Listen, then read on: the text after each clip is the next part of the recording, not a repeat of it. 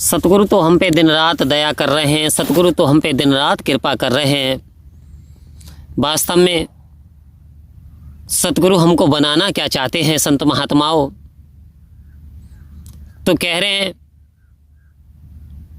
कि यानी गुरु सिख कैसा होना चाहिए, जो कि सतगुरु को बहुत प्यारा होता है, जो कि सतगुरु की आंखों का तारा होता है।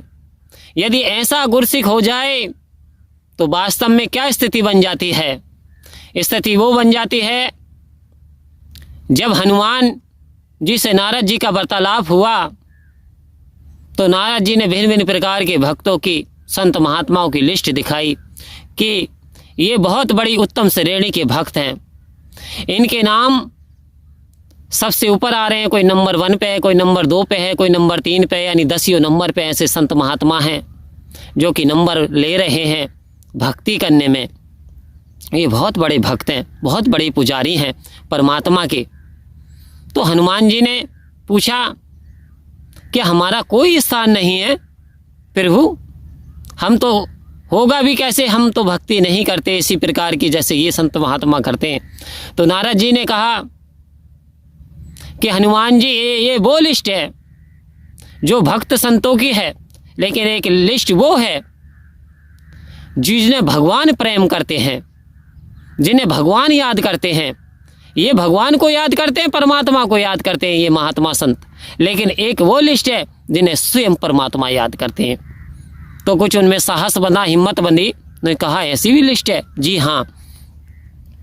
बड़ा आश्चर्य होता देख करके जब उस लिस्ट को खोला गया तो सबसे पहले नंबर फर्स्ट पे नंबर 1 स्थान हनुमान जी का था। तो आखिर क्यों था हनुमान जी का? क्योंकि जो भी आप कार्य करते थे वो समर्पण भाव से क्या करते थे। करने को हनुमान जी ने क्या, लोग कहते थे हनुमान जी ने लंका पार कर दी, हनुमान जी संजीवनी बूटी लेकर के आ गए, हनुमान जी ने लक्ष्मण जी के प्राण बचा लिए। लेकिन यदि यही बात हनुमान जी से पूछी जाए तो कह रहे मुझे बल देने वाला कौन है? ये राम, रमेती रमेती राम, ये परमात्मा, ये अनंत शक्ति, ये ऑलमाइटी गॉड, ये मुझे हिम्मत ना देता, ताकत ना देता, शक्ति ना देता, चेतनता ना देता तो मैं क्या कर सकता था। तो कहा मुझे कौन पूछता था, तेरी बंदगी से पहले एक भुजा सा दिया था, तेरी रोशनी से पहले। हनुमान जी स्पष्ट क्या करते थे, लोगों व्यर्थ की बात मत करो, ये तो मेरे परमात्मा कर रहे हैं, वो करा रहे हैं और मैं कर रहा हूँ, करने वाले वही हैं, वास्तव में मैं तो एक मैसेंजर हूँ खाली। इस प्रकार का समर्पण भाव हनुमान जी के अंदर था। तो आज यदि इस घोर कलिकाल कलयुग में आप सर्वेक्षण कर लो, आज भगवान श्री राम से भी ज़्यादा मंदिर उनके भक्त, उनके चाहने वाले हनुमान जी के हैं। कारण क्यों? क्योंकि समर्पण ही होना भक्ति है संत महात्माओं। यदि हम समर्पण हो गए, यदि हम गुरसिख बन पाए, अभी तो हम गुरसिख बनने का प्रयास कर रहे हैं, अभी हम गुरसिख नहीं बने, क्योंकि जिस दिन हम गुरसिख बन गए वास्तव में समझ लेंगे आपका चमकता हुआ सितारा आप बन जाएंगे जिस दिन आप गुरसिख बन जाते हैं। और गुरसिख बना कैसे जाता है? क्योंकि ब्रह्म ज्ञान तो सभी लेते हैं, टिकट तो सभी खरीदते हैं, लेकिन जो व्यक्ति सही समय पे ट्रेन में सवार हो गया वो अपने गंतव्य तक पहुंच जाता है। जो व्यक्ति प्लेटफॉर्म पे सोते रह गए, कुछ खरीदते रह गए, कुछ बातें करते रह गए, कुछ दूसरे वाहन से जाना चाहते हैं तो अभी समय लगेगा, अभी वेटिंग लिस्ट में हैं। तो कह रहे टिकट तो सबने ले लिया, ये ज्ञान तो सभी लेते हैं, लेकिन क्या सदगुरु के वचनों को अपने जीवन में अमल कर पाते हैं?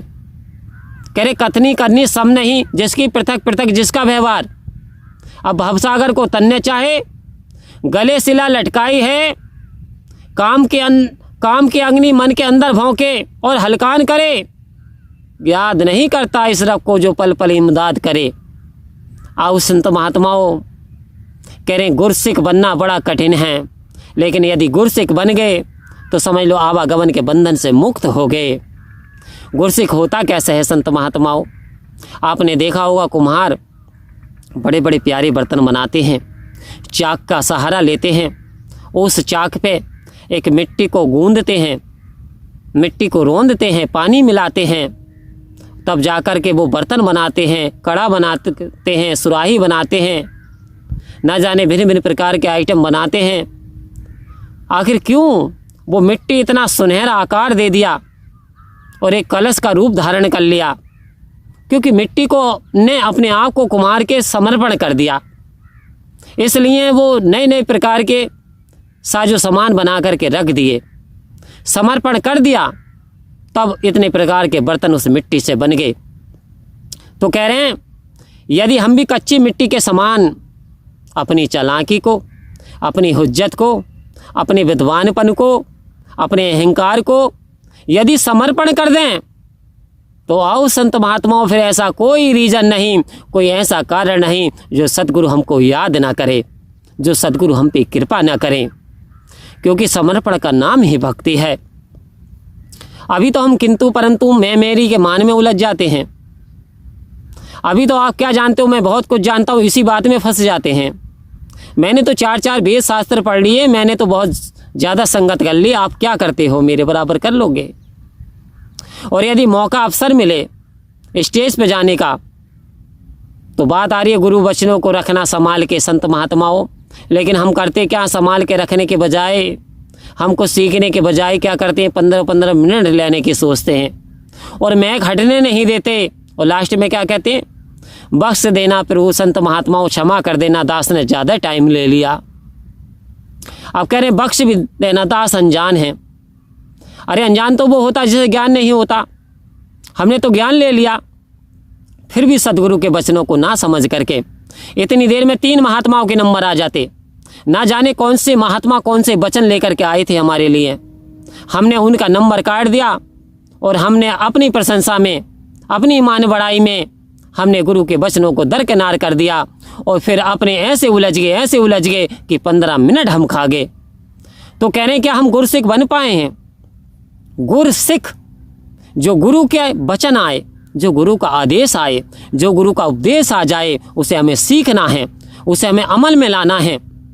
यदि गुरु जी ये कहते हैं कि हमारे लिए नशा हमारे लिए हानिकारक है, जुआ हमारे लिए हानिकारक है, हमारे लिए निंदा हानिकारक है, हमारे लिए पर स्त्री पर नज़र डालना हानिकारक है, हमें इनका मान सम्मान करना चाहिए, हमें समाज में प्रेम बढ़ाना चाहिए, हमें मिल बर्तन करना होगा, हमें सिमरन करना होगा, हमें सत्संग करनी होगी, हमें अपने बुजुर्गों का सम्मान करना होगा। तो यदि हम सद्गुरु के वचन पे चल पाए तो वास्तव में हमारा बेड़ा पार है। और यदि हम इसके विपरीत, जैसे कोई नदी की धारा बह रही हो, नदी की धारा अपने लक्ष्य की ओर बहती है, नीचे की ओर जा रही है, और यदि कोई प्राणी उसके विपरीत जाना चाहता है, बहुत मशक्कत करेगा, कितना समय चल पाएगा विपरीत दिशा में? इससे अच्छा तो वो पैदल चला जाए।